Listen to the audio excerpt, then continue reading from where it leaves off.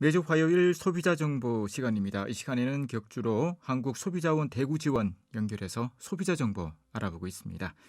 오늘도 한국소비자원 대구지원 김정현 지원장님 만나보도록 합니다. 연결돼 있습니다. 지원장님 나와 계시죠? 네, 안녕하세요. 네, 안녕하세요. 자, 오늘 어떤 소비자 정보 알려주시겠습니까? 네, 요즘 코로나19의 장기화로 인해서 해외여행보다는 국내로 여행을 가시는 소비자분들이 많으실 것 같은데요. 국내 여행이 증가함에 따라서 국내 숙박시설 관련 피해도 늘어나고 있는 상황입니다. 네. 그래서 오늘은 국내 숙박시설에서 발생하고 있는 안전사고뿐만 아니라 계약 관련 피해에 대해서도 말씀을 드리겠습니다. 네. 먼저 대표적인 숙박 시설인 호텔이나 펜션과 관련해서 안전사고 어느 정도 생기고 있습니까? 네, 저희 한국소비자원은 소비자기본법에 따라서 위해 정보 제출 기관으로 지정된 58개 병원과 18개의 소방서에서 안전 관련 정보를 시스라고 불리는 소비자 위해 감시 시스템을 통해서 수집하고 있는데요. 최근 3년간 시스에 접수된 호텔과 펜션 등에서 발생하는 안전사고는 총 772건으로 확인되었고요. 연도별로 보면은 2019년도에 318건, 2020년과 21년도에는 각각 227건이 접수되어서 매년 200건 이상이 접수되고 있는 것으로 확인되었습니다. 네. 매년 200건 이상이 꾸준하게 생기고 있다고 하니까 의외로 이 안전사고가 많다는 생각이 들거든요. 자, 세부 유형별로 좀 자세하게 설명을 해 주시죠. 네, 먼저 연령별로 그 안전사고 발생 현황에 대해서 확인해 봤는데요. 총 772건 중에 10세 미만에서의 안전사고가 282건으로 36.5%를 차지해서 가장 많았고요. 그 다음으로는 20대가 13.9%, 30대가 13.7%로 20대와 30대에서는 비슷하게 발생하는 정도였고요. 네. 40대 이상에서는 연령대별로 각각 10% 미만으로 발생하는 것으로 확인되었습니다. 특히 안전사고가 가장 많은 10세 미만의 사고에 대해서는 조금 더 자세하게 분석을 해봤는데요. 미취학 아동의 사고가 88%를 차지했고요. 이 중에 71.8%를 차지하는 178건이 미끄러지거나 넘어짐, 추락으로 발생한 사고였습니다. 그리고 안전사고 발생 장소별로는 호텔이 37.8%로 가장 많았고요. 그 다음으로는 펜션과 휴양시설 순으로 많이 발생을 했습니다. 네.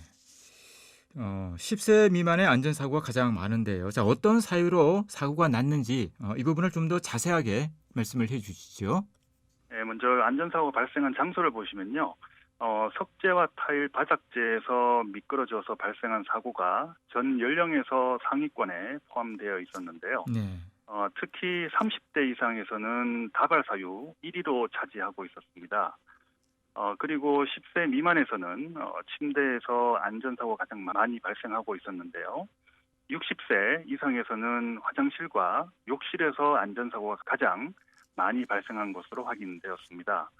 10대와 30대에서는 수영장에서 안전사고가 가장 많이 발생한 사실이 눈에 띄었는데요.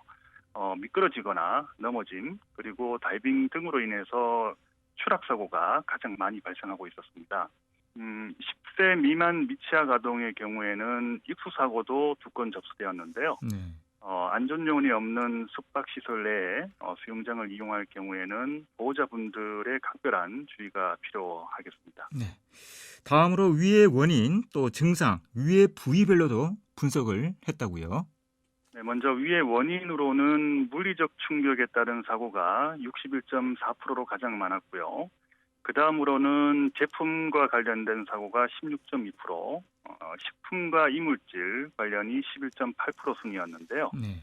가장 많이 발생한 물리적 충격은 침실과 화장실, 욕실에서 주로 발생을 했는데 침대에서 떨어지거나 샤워 중에 미끄러지는 사례가 대표적이었습니다. 그리고 상위권은 아니지만은 고온의 물질 등으로 인해서 발생한 안전사고가 전체 발생 사고 대비 54건으로 7% 정도를 차지하고 있었는데요. 주요 사례를 보면은 바베큐 그릴에 데워서 화상을 입거나 눈에 숯이 튀어서 화상을 입는 경우가 있었는데 주로 펜션을 이용 중에 발생한 사고들이었습니다.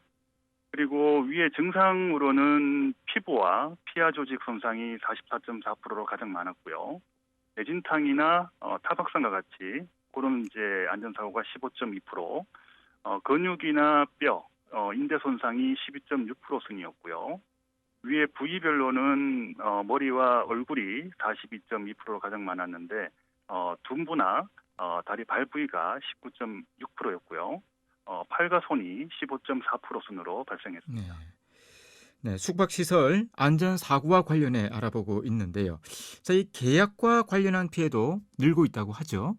네, 1372 소비자 상담센터에 올해 2월 한 달 동안 접수된 전체 품목에 대해서 접수된 상담 총 건수는 4만 930건이었는데요. 네. 1월 달에 4만 4,490건과 비교하면은 8% 정도 감소한 반면에 호텔과 펜션과 같은 숙박시설의 소비자 상담은 전월 대비 13.3%가 증가해 가장 높은 증가율을 보였습니다. 봄철을 맞이해서 가족 여행이라든지 나들이를 많이 가시면서 숙박시설이 계속 증가할 것으로 예상되기 때문에 앞서 말씀드린 안전사고뿐만 아니라 계약 관련 피해도 늘어날 가능성이 클 것으로 보입니다. 네. 자, 이 계약과 관련해서 사례를 좀 듣도록 하죠. 네, 이전에는 단순 변심으로 인해서 예약을 취소했을 경우에 과도한 위약금을 청구받는 분쟁이 이제 대다수였는데요. 요즘은 그 코로나19로 인해서 불가피하게 계약을 취소하는 사례들이 많이 접수되고 있습니다. 네. 대표적인 사례로는 숙박시설 이용 당일 코로나19로 인해서 관할 보건소로부터 받은 자가격리 통보로 인해서 소비자는 어쩔 수 없이 취소를 할 수밖에 없었는데요. 네.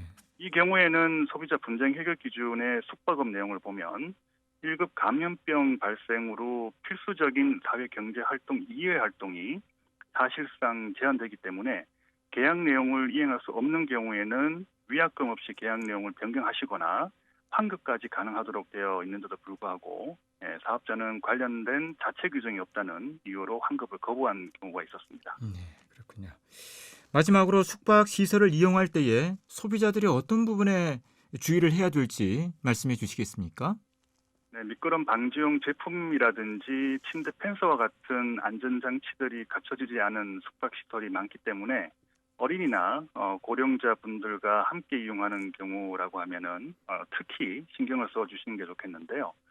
취침 시에는 자녀와 함께 침대를 사용하시면서 떨어지지 않게 조심해 주시고 샤워 후에는 가급적 물기를 닦고 비누 거품 등이 남아있지 않도록 정리를 잘 해주시는 게 좋겠습니다. 그리고 고령자분들은 밤중에 화장실을 이용하실 경우에는 반드시 불을 켜고 사용해 주시고요. 수영장의 경우에는 아이들이 뛰지 않도록 지도를 해주시고 네. 미취학 아동인 경우에는 반드시 보호자와 함께 이용해 주시길 바랍니다. 마지막으로 계약과 관련해서는 예약 전에 사업자의 취소 규정을 꼭 확인하시기 바랍니다. 그리고 성수기와 비수기, 주말과 주중에 따라서 위약금이 다르게 적용된다는 사실을 참고해 주시고요. 취소 시점에 따라서 환급 금액이 달라질 수 있기 때문에 계약 취소 날짜를 입증할 수 있도록 가급적이면은 이메일이라든지 문자로 먼저 통보하시고 전화를 하시는 게 좋겠습니다. 네, 취소 시점에 따라서 환급 금액이 달라질 수가 있겠군요. 네. 오늘도 유익한 소비자 정보 감사드립니다. 고맙습니다. 네, 고맙습니다. 한국소비자원 대구지원 김정현 지원장이었습니다.